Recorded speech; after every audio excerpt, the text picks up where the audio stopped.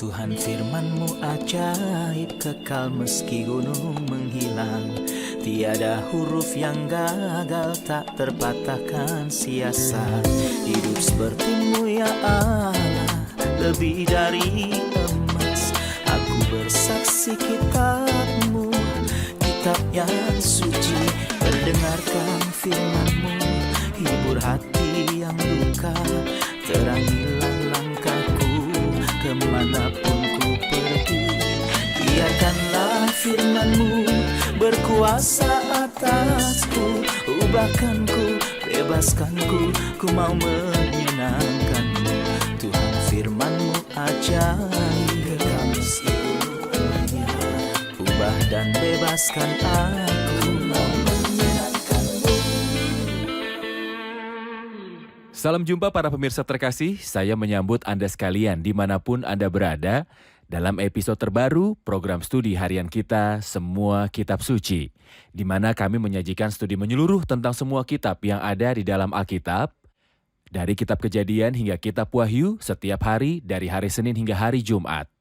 Kami mencapai studi kami tentang kitab Imamat, salah satu kitab Pentateuch Musa, dalam Perjanjian Lama pasal yang ke-13.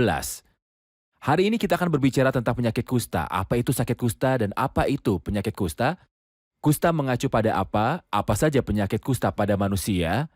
Kapan imam menyatakan seseorang itu najis ataupun tahir?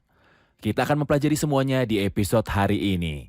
Saya mendorong Anda untuk membawa Alkitab Anda dan mengikuti kami selama pelajaran ini berlangsung.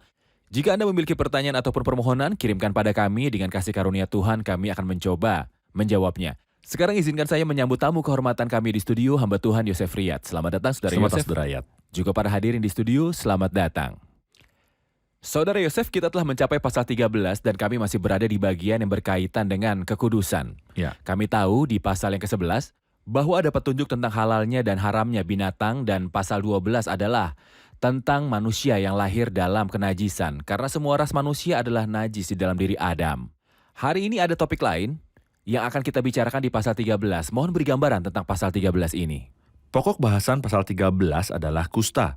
Bahkan kusta sebagai penyakit atau kenajisan menempati ruang penting dan besar dalam Alkitab. Sampai pada tingkat yang kita baca dalam Alkitab tentang 21 penderita kusta. Angkanya menarik perhatian karena itu adalah 7 kali 3. 7 adalah jumlah kesempurnaan, 3 adalah jumlah manusia, makhluk Tritunggal, roh, jiwa, dan tubuh. Seolah dalam semua manusia, kesempurnaan kenajisan ada pada roh, jiwa, dan tubuhnya. Jadi, kita diberitahu mari kita bersihkan diri kita dari segala kotoran daging dan roh. Jadi roh memiliki kenajisan dan tubuh memiliki kenajisan. Dan ini manusia sayangnya. Tapi syukur kepada Tuhan karena setelah memberitahu kita tentang kenajisan dan imam mengumumkan bahwa manusia najis, kita diberitahu di pasal berikutnya. Tentang hari di mana penderita kusta menjadi bersih dan apa yang terjadi. Kasih karunia Allah dapat membersihkan orang-orang fasik. Tentu saja ketika kita berbicara tentang kenajisan manusia, kita ulangi lagi, itu tidak sesuai dengan gambaran yang sudah diciptakan oleh Tuhan. Ya. Tuhan berfirman, baiklah kita menjadikan manusia menurut gambar dan rupa kita. Tetapi manusia jatuh, kenajisan menyelinap ke dalam diri manusia, dan demikianlah kematian menyebar kepada semua orang karena semua orang berdosa. Benar. Ya. Anda menyinggung bahwa ada 21 penderita kusta di dalam Alkitab.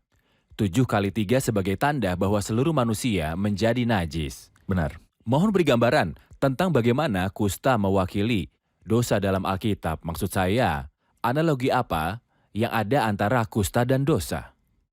Penyakit ini tidak ada obatnya bagi manusia. Menggambarkan dosa yang juga tidak ada obatnya bagi manusia. Penyembuhan hanya oleh Allah. Jadi kita diberitahu tentang apa yang harus dilakukan agar orang tersebut dibersihkan. Tetapi pada hari pertama, ia menjadi bersih. Apa yang harus dilakukan setelah ia dibersihkan? Pembersihan adalah anugerah ilahi yang mutlak. Itu bukan kemampuan manusia. Itu bukan kemampuan manusia. Anda perhatikan bahwa dia berbicara tentang kusta, seolah itu menyerupai kematian. Misalnya ketika Raja Aram mengirim Naaman orang Syria itu kepada Raja Israel dan meminta untuk menyembuhkan dia dari penyakit kusta. Raja Israel merobek pakaiannya dan berkata, "Aku bukan Allah yang punya kuasa untuk menghidupkan dan mematikan. Hingga orang ini mengirim orang kepadaku untuk menyembuhkannya dari penyakit kusta."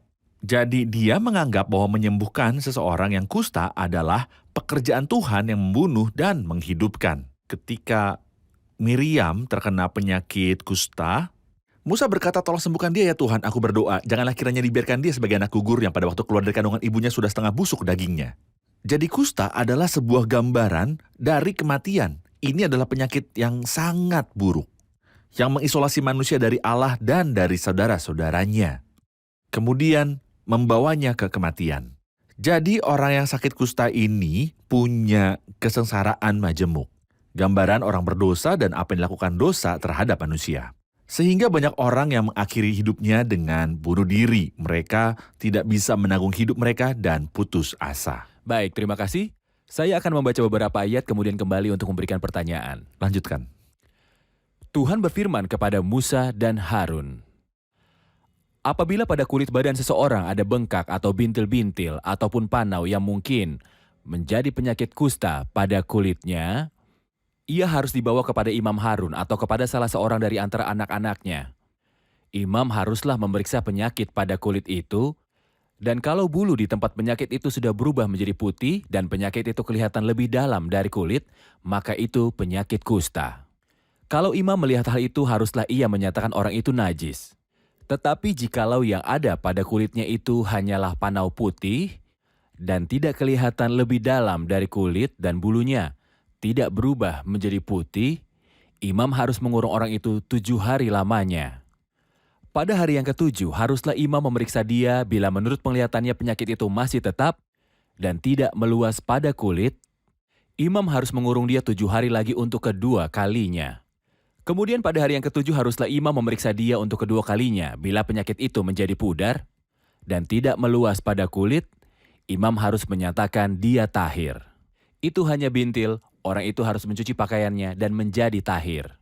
Tetapi jika bintil-bintil itu memang meluas pada kulit sesudah ia minta diperiksa oleh imam untuk dinyatakan tahir, haruslah ia meminta diperiksa untuk kedua kalinya. Kalau menurut pemeriksaan imam bintil-bintil itu meluas pada kulit, imam haruslah menyatakan dia najis. Itu penyakit kusta. Jelas bahwa penyakit ini berhubungan dengan kulit manusia. Ya. Jadi, Anda menetapkan bahwa luka ini mengacu pada dosa. Ya. Saya ingin tahu bagaimana gambaran dosa muncul di kulit manusia melalui gambaran kusta. Anda perhatikan bahwa itu adalah luka di kulit. Tapi dia mengatakan bahwa penyakit itu lebih dalam dari kulit. Artinya ada penyakit di dalamnya lebih dalam dari kulit. Tapi itu muncul di lapisan luar, Benar. itu muncul di luar. Jadi itu bukan luka jatuh sekali, tetapi sesuatu yang berakar di dalam diri manusia lebih dalam dari kulit.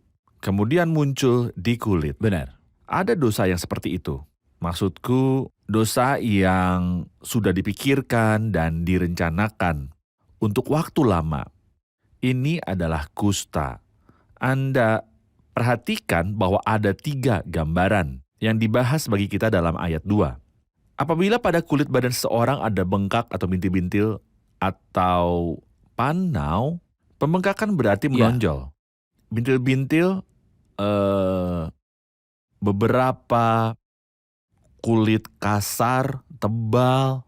Panau artinya jelas sesuatu cerah, sesuatu yang bercahaya. Ya. Ya. Jadi kita bisa melihat di dalamnya 3 gambaran dosa. Pembengkakan adalah gambaran kebanggaan. Arti penting dalam Arti tubuh penting. manusia. Arti penting dalam tubuh manusia, citra kebanggaan. Kemudian bintil-bintil, berbicara tentang kekeringan dalam hubungan kita satu sama lain. Saya melihat kesombongan. Saya melihat gambaran, misalnya Raja Uzia, ketika dia sombong dan ingin masuk ke tempat suci, maka Tuhan memukulnya dengan penyakit Benar. kusta. Mengenai bintil-bintil, saya melihat Miriam yang berbicara keras terhadap saudaranya, Musa.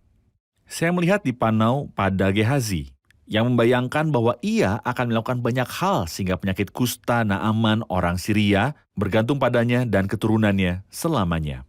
Gambar-gambar ini, seperti yang kami katakan, bukan kecelakaan yang terjadi secara tak terduga dari manusia. Tetapi mereka memiliki akar yang berakar dalam dirinya. Ada kesombongan dan kekeringan, kebebalan dan permusuhan terhadap saudara kita ada di sana. ada sifat suka pamer yang tidak bermanfaat dalam sifat manusia kita. Terima kasih Saudara Yosef, kita rehat sejenak dan kembali untuk menjawab pertanyaan hadirin.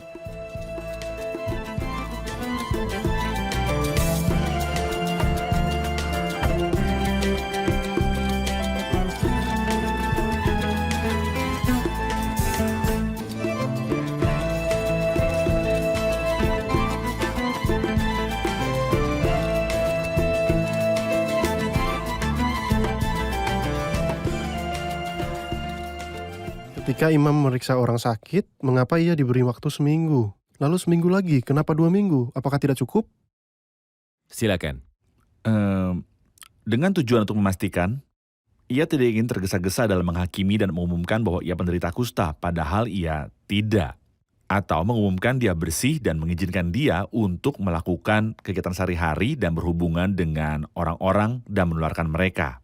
Jadi untuk memastikan, dia harus mengisolasinya selama seminggu dan jika perlu, seminggu lagi sekali lagi. Ini menunjukkan pada kita bahwa Tuhan sebelum mengumumkan kenajisan semua ras manusia, ia memberikan manusia kesempatan panjang dan banyak waktu. Dan untuk ini, beberapa orang keberatan. Inilah yang mereka suka, keberatan terhadap Allah tentang apapun. Jika dia cepat, mereka bilang dia terlalu cepat. Jika dia lambat, kata mereka dia terlalu lambat. Jadi mereka berkata, mengapa Tuhan menunggu selama 4.000 tahun dari Adam sampai Kristus datang? Jawabannya adalah, dia memberi manusia kesempatan. Jangan sampai seseorang bisa bersih dan sesuai dengan jalan Tuhan.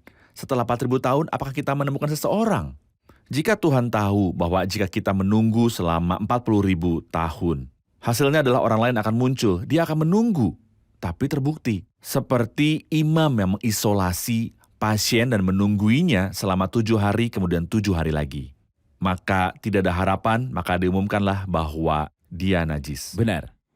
Saudara Yosef, apa tanda-tanda yang menegaskan kepada imam bahwa ini adalah penyakit kusta? Apakah memeriksa warna bulu orang itu? Dia melihat apakah lukanya lebih dalam dari kulit atau di permukaan kulit. Kami ingin mengambil indikasi atau makna spiritual dari bulu putih ataupun luka yang lebih dalam. Selain itu, apakah luka ini menyebar atau statis? Jika sudah menyebar, maka itu adalah kusta. Lebih dalam dari kulit berarti jauh di lubuk hati manusia. Terkadang ada kebencian. Seseorang menyimpan dendam terhadap saudaranya. Itu bukan sesuatu yang baru. Itu bukan hanya kebetulan, tapi selama bertahun-tahun dia menutupi dendam dan kebencian. Benar. Ini sangat menyedihkan. Ini menunjukkan kepada kita bahwa ini luka dalam. Kemudian ada juga bulu di tempat ini yang berwarna putih sehingga sudah memanjang dalam waktu yang lama. Bukan hanya hari ini, tapi orang ini bisa bercerita kepada kamu tentang hal-hal yang terjadi mungkin 20 tahun yang lalu ketika saudaranya telah melakukan sesuatu. Ini menandakan bahwa orang tersebut menderita penyakit kusta. Jadi Anda menghubungkan kusta dengan dosa. Ya. Dan analogi mengatakan bahwa luka itu lebih dalam dari kulit. Ya. Dan juga meluas. Ya. Dosa tidak berhenti pada beberapa batasan. Mungkin Benar. ada kesalahan di awal, tapi setelah itu menjadi kebiasaan. Juga, mohon beri saya ide tentang caranya apakah dosa meluas untuk mengambil alih umat manusia jika tidak ada batasan dari awal. Jika kita tidak menyelidiki diri kita sendiri, jadi sangat penting. Dari waktu ke waktu untuk menyelidiki diri sendiri dan pergi ke dokter yang memeriksa saya secara berkala. Selidiki aku ya Allah dan kenalah hatiku. Ujilah aku dan kenalah pikiran-pikiranku. Saya mungkin memberi diri saya nilai yang bagus. Tetapi saya tidak seharusnya menilai, tetapi saya harus datang kepada Tuhan. Dan menghadapkan diri saya di hadapan Tuhan dan berkata padanya, lihatlah apakah jalanku serong dan tuntunlah aku di jalan yang kekal. Saya pikir ini adalah orang percaya yang sadar. Orang percaya yang bijaksana yang tidak ingin menumpuk kejahatan di dalam dirinya, tetapi pertama-tama ingin menyingkirkan kejahatan ini untuk dapat menikmati wajah dan cahaya Tuhan. Jika Daud telah berdoa bersihkanlah aku daripada dosaku dengan hisop, maka aku menjadi tahir. Ya. Begitu dia merasakan nafsu di dalam dirinya terhadap istri Uriah, dia tidak akan jatuh, tetapi luka itu meluas dan membuatnya tidak hanya bernafsu, tetapi ia berzina dan membunuh. Jadi sakitnya diperpanjang dan menuntut penghakiman Tuhan atau disiplin. Butuh waktu 1 tahun. Kira-kira sebelum Nathan datang padanya hampir 1 tahun telah berlalu. semuanya baik-baik saja dengan Daud. Seolah-olah ada bulu putih. Benar. Saudara Yosef, saya akan membaca ayat dari 9 sampai 13 dan kembali untuk memberi pertanyaan. Oke. Apabila seseorang kena kusta, ia harus dibawa kepada imam. Kalau menurut pemeriksaan imam pada kulitnya ada bengkak yang putih yang mengubah bulunya menjadi putih dan ada daging liat timbul pada bengkak itu, maka kusta idapanlah yang ada pada kulitnya. Imam harus menyatakan dia najis. Tidak usah mengurung dia karena dia sudah najis. Jikalau kusta itu timbul di mana-mana pada kulit sehingga menutupi seluruh kulit orang sakit itu dari kepala sampai dengan kakinya, seberapa dapat dilihat oleh imam? Dan kalau menurut pemeriksaannya kusta itu menutupi seluruh tubuh orang itu, maka ia harus dinyatakan tahir oleh imam. Saudara Yosef, melalui ayat-ayat yang saya baca ini, jelas kapan harus mengumumkan tahir dan kapan harus mengumumkan bahwa dia najis. Tapi saya melihat ada yang aneh. Ada daging tumbuh, artinya kusta tidak menular. Imam mengumumkan pria ini najis. Benar. Tetapi ketika menutupi seluruh tubuh, imam mengumumkan dia tahir. Benar. Dalam logika manusia ini adalah kebalikan. Daging timbul. Bagaimana dia bisa najis? Di sisi lain sepenuhnya terkena kusta tapi dinyatakan tahir. Sejujurnya, dari sudut pandang medis, tanyakan kepada dokter, Benar. bukan saya, tetapi secara spiritual, ini memiliki arti yang indah. Lanjutkan. Makna spiritual dalam hal ini, idenya adalah yang itu, jika dia mengaku menderita kusta tetapi ada daging mentah di dalam dirinya, dia akan bangga dengan ini. Saya pikir kita mendengar banyak hal seperti ini. Seseorang mungkin berkata, saya cepat gugup tapi hatiku putih. Bagaimana bisa putih? Ini adalah daging mentah. Atau mataku ini, atau tanganku itu. Mereka memiliki sesuatu untuk dibanggakan.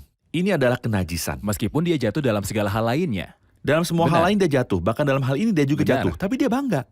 Tapi lihatlah pemungut cukai yang pulang setelah dibenarkan. Dia berkata kepada Tuhan, terima kasih pada Tuhan, saya masih memiliki beberapa hal yang baik. Tuhan Tidak, kasihanilah aku sebaliknya. orang berdosa. Tepatnya ia mukuli dadanya sambil berkata, Tuhan kasihanilah aku orang berdosa ini. Paulus membuatnya lebih jelas ketika dia berkata, karena aku tahu bahwa di dalam diriku, yaitu dalam dagingku, tidak ada yang baik yang tinggal. Bahkan tidak ada satu hal pun yang baik dalam diri saya. Ini adalah orang yang tidak memiliki daging mentah. Orang ini bersih padahal dia terkena kusta. Dari kepala hingga kakinya. Ini yang saya harapkan untuk masing-masing pemirsa kami, bahwa mereka tidak memiliki apa-apa untuk dibanggakan kecuali kemurahan Tuhan dan anugerah Tuhan. Apa yang Daud katakan dalam Mazmur pertobatannya yang terkenal? Dia berkata, sebab aku sendiri sadar akan pelanggaranku, aku senantiasa bergumul dengan dosaku. Kasihanilah aku ya Allah menurut kasih setiamu, hapuskanlah pelanggaranku menurut rahmatmu yang besar. Indahnya manusia mengakui dosanya dan tidak membanggakan apapun yang baik dalam dirinya, karena dalam diriku, yaitu dalam dagingku, tidak ada yang baik yang tinggal. Keputusan mengenai suatu kasus apakah penderita kusta atau tidak, apakah itu dimulai dari manusia atau imam? Siapa yang harus memutuskan? Imam adalah orang yang memutuskan. Imam di sini adalah simbol Kristus. Faktanya Kristus berbicara tentang kita ketika seorang datang dan bertanya padanya. Dia berkata padanya, guru yang baik, apa yang harus saya lakukan untuk mewarisi hidup yang kekal? Kristus menjawab dengan jawaban yang mengejutkan, dan banyak yang membacanya tidak memahaminya. Dia berkata kepadanya, mengapa kamu menyebut aku baik? Tidak ada yang baik kecuali satu, yaitu Allah. Beberapa orang berpikir bahwa ayat ini berarti bahwa Kristus bukanlah Tuhan. Kristus tidak berbicara tentang sifat ilahinya karena dia adalah Allah. Tapi dia berbicara tentang meniadakan kebaikan bagi semua manusia. Jika aku baik dan dia memang baik, itu bukan karena saya manusia biasa. Karena tidak ada yang baik kecuali satu. Kecuali satu, yaitu Allah. Baik, kita rehat sejenak dan kembali untuk menjawab pertanyaan hadirin.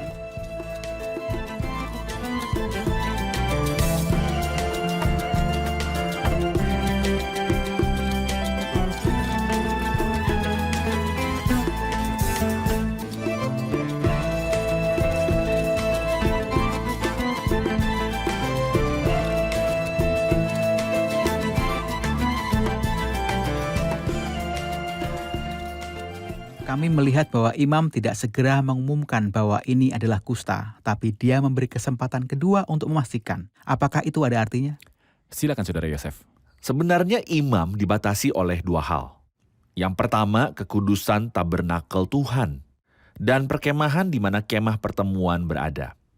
Jadi tidak benar kalau ada penderita kusta di perkemahan, tapi dia juga dibatasi oleh hal lain. Saya tidak ingin cepat dan menilai orang yang tahir dan menyatakan seseorang adalah najis.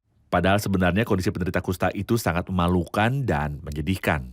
Jadi imam harus menunggu. Jadi dia melihatnya pertama kali, jika dia menemukan tanda-tanda yang merujuk pada kusta, dia harus mengisolasinya sampai dia yakin. Tetapi jika terbukti tidak ada penyakit kusta, ia mengumumkan bahwa ia tahir. Jadi dia mengumumkan 3 hal. Dia mengumumkan bahwa dia bersih jika dia yakin akan hal itu. Atau najis jika dia yakin bahwa dia najis, atau dia menunggu dan mengisolasi dia. Dengan cara ini, dia tidak mengusirnya dari perkemahan, tidak mengucilkannya di antara orang-orang karena jika demikian dia mempengaruhi mereka secara negatif. Jadi dengan 2 pertimbangan ini, dia mengumumkan ketahiran atau kenajisan atau keterasingan. Benar, terima kasih. Saudara Yosef, semua ayat sebelumnya berbicara tentang luka di kulit manusia dan kita tahu bentuknya bengkak, bintil-bintil, ataupun panau. Tapi mulai dari ayat 29, dia berbicara tentang tempat yang lain, dari apabila seseorang laki-laki atau perempuan mendapat penyakit pada kepala ataupun janggut, dan seterusnya dan seterusnya. Saya ingin tahu, apa arti spiritual dari luka di kepala atau janggut? Apa yang sedang dibicarakan di sini? Beberapa orang menganggap ini sebagai kejahatan doktrinal. Jika penyakit kusta di badan berbicara tentang perilaku yang buruk, ada kejahatan lain yang dapat mempengaruhi gereja Tuhan. Ya. Ini adalah kejahatan doktrinal. Ini berarti misalnya kita baca dalam 1 Yohanes, jika seseorang datang kepadamu dan ia tidak membawa ajaran ini tentang Kristus, janganlah kamu menerima dia di dalam rumahmu dan janganlah memberi salam kepadanya. Sebab barang siapa memberi salam padanya, ia mendapat bagian dalam perbuatannya yang jahat. Hari ini ada banyak kesesatan yang berbicara. Doktrin buruk tentang Kristus, keselamatannya, dan tentang kekudusan sifat manusianya dan tentang kematian dan kebangkitannya. Semua ini dianggap kusta di janggut dan di kepala. Misalnya kita membaca di kedua Petrus pasal 2, mereka akan memasukkan pengajaran-pengajaran sesat yang membinasakan. Dan dalam Yudas sebab ternyata ada orang tertentu yang telah masuk menyelusup di tengah-tengah kamu, yaitu orang-orang yang telah lama ditentukan untuk dihukum. Jadi bisa ada kusta dalam hidup kenajisan, dalam perilaku moral, dan juga kebinasaan dalam doktrin. Ini tidak kalah berbahaya dari kenajisan moral dalam perilaku ataupun penampilan. Kita baca tentang ragi 2 kali, sekali dalam 1 Korintus 5 dan sekali dalam Galatia 5, dan dalam keduanya kita membaca meskipun 1 Korintus berbicara tentang kejahatan moral, Galatia 5 tentang kejahatan doktrinal. Tapi dalam keduanya kita diberitahu bahwa sedikit ragi mengkamirkan seluruh adonan. Benar. Dalam ayat 45, apa yang terjadi pada penderita kusta? Dia berkata, orang yang sakit kusta harus berpakaian yang cabik-cabik, rambutnya terurai, dan lagi ia harus menutupi mukanya sambil berseru-seru, najis, najis. Selama ia kena penyakit itu, ia tetap najis. Memang ia najis, ia harus tinggal terasing di luar perkemahan, itulah tempat kediamannya. Tentu, penghakiman yang sangat keras. Kondisi menyedihkan bagi penderita kusta, tapi membawa implikasi spiritual. Mohon jelaskan. Pakaiannya akan tercabik. Saya pikir itu menggambarkan semacam skandal. Seseorang yang tidak ditutupi dengan pakaiannya, ketelanjangan, telanjang, dan ini adalah kondisi orang berdosa yang jauh dari Tuhan. Yang mencoba membuat dirinya terlihat baik, padahal di mata Tuhan, dia telanjang. Dalam 2 Korintus 5 dia berkata, sebab dengan demikian kita berpakaian dan tidak kedapatan telanjang. Hal kedua adalah bahwa rambutnya harus terurai. Menutupi kepala dalam konteks timur adalah semacam martabat. Pembukaan kepala adalah semacam rasa malu. Selain itu, seolah-olah tidak ada yang bisa menyelamatkannya dari murka Allah. Murka Tuhan tetap ada padanya. Murka Tuhan. Kemudian dia harus menutupi mukanya. Tidak ada ruang untuk kebanggaan. Bangga akan apa sementara Anda hidup dalam dosa? Kemuliaan mereka dalam rasa malu mereka, mereka yang hidup di dalam dosa. Dan dia memanggil, artinya ketika dia membuka mulutnya, dia membukanya dengan satu kata, Najis. Najis. Najis. Dia tidak mengatakan apa-apa lagi. Kata-kata mulutnya mengungkapkan kondisinya. Tepat. Kemudian sebenarnya kita diberitahu sesuatu yang mengerikan dan jelek. Dia katakan bahwa dia najis dan harus tinggal sendirian. Tidak ada istri atau saudara laki-laki atau anak laki-laki, tidak ada siapa-siapa. Dia harus tinggal sendirian. Kemudian di luar perkemahan harus menjadi tempat tinggalnya. Mereka yang di luar, Alkitab menyebutnya mereka anjing. Tapi ketika dia benar-benar mengambil posisinya dan tahu bahwa dia adalah salah satu anjing seperti yang diakui wanita Kanaan, maka dia punya kesempatan untuk diberkati. Dan Tuhan sanggup membersihkan orang kusta dan membawa dia ke perkemahan dan mengembalikannya ke tempat kudus Allah. Tetapi atas dasar keluarnya imam besar keluar dari perkemahan, Yesus pergi memikul salibnya. Kita sudah di akhir episode, mari rangkum bersama para hadirin. Apa yang telah Anda pelajari?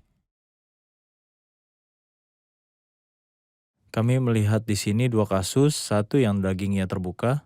Ini adalah singgungan bahwa dia tidak mau mengakui dosanya, dan dia masih berbangga diri. Di sini imam mengumumkan bahwa dia najis. Tetapi ketika ia melihat bahwa seluruh tubuhnya tertutup kusta, tidak ada yang bisa dibanggakan dan dia datang mengatakan, saya tidak punya apa-apa selain belas kasihan Tuhan. Kita melihat bahwa kusta adalah gambaran dosa. Kusta tidak ada obatnya bagi manusia, dan dosa tidak ada obatnya dari manusia, tetapi dari Tuhan. Dosa juga merupakan gambaran kematian. Ada tertulis, sebab itu sama seperti dosa telah masuk ke dalam dunia oleh satu orang, dan oleh dosa itu juga maut telah menjalar kepada semua orang, karena semua orang telah berbuat dosa.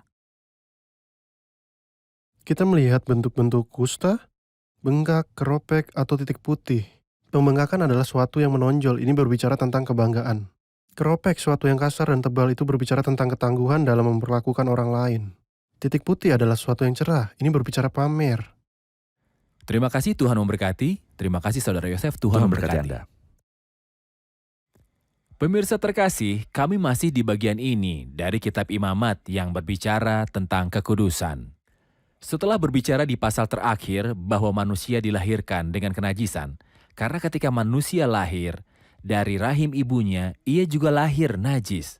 Kekotoran batin ini meletus keluar dalam kenajisan luar. Dalam pasal ini kita mempelajari luka kusta, sebuah gambaran dosa yang lebih dalam daripada kulit, tetapi ia mengekspresikan dirinya dalam kulit manusia atau ciri-ciri manusia yang terlihat. Sehingga muncul dalam bentuk panau atau bintil-bintil. Luka ini juga muncul dalam banyak bentuk, di dalam keberadaan manusia yang jatuh. Ketika Anda menemukan orang jahat yang berperilaku jahat, ketahuilah akar dalam dirinya adalah jahat. Ketika dia berbicara dengan kata-kata jahat, ketahuilah bahwa hatinya juga najis. Ya, dosa, sangat berdosa. Penyakit kusta muncul di kulit manusia. Imam kemudian mengumumkan pria ini bersih. Ketika kusta menutupi seluruh tubuhnya, orang yang datang kepada Tuhan dan mengakui dosa-dosanya dan berkata seperti yang dikatakan pemungut cukai, Tuhan kasihanilah, saya orang berdosa, atau seperti yang dikatakan Paulus, sebab aku tahu dalam aku sebagai manusia, tidak ada sesuatu yang baik, ya Tuhan aku membutuhkan belas kasihan-Mu, kasih karuniamu. Orang ini mengakui kebinasaan totalnya. Kasih karunia Allah turun atas dia dan menyelamatkan dia dan membenarkan dia. Dikatakan tentang pemungut cukai yang mengakui kebinasaannya, aku berkata padamu, orang ini pulang ke rumahnya sebagai orang yang dibenarkan Allah. Pemirsa terkasih, Anda mungkin menderita karena lidah yang tidak bersih, mata yang tidak bersih, dan pikiran yang tidak bersih. Saya katakan tidak ada obat untuk kenajisan itu kecuali berlindung dalam karya Kristus. Tanpa pertumpahan darah tidak ada pengampunan, dan tidak ada pembersihan jauh dari pengorbanan Kristus. Pemirsa terkasih, sampai jumpa di episode selanjutnya. Tuhan menyertai.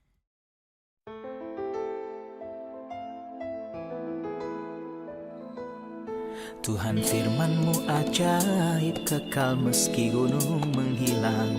Tiada huruf yang gagal, tak terpatahkan siasat. Hidup seperti-Mu ya Allah, lebih dari emas. Aku bersaksi kitab-Mu, kitab yang suci. Mendengarkan firman-Mu, hibur hati yang luka. Terangilah langkahku kemanapun ku pergi. Biarkanlah firman-Mu berkuasa atasku. Ubahkanku, bebaskanku, ku mau menyenangkan-Mu. Tuhan firman-Mu ajaib, kekal meski gunungnya. Ubah dan bebaskan aku.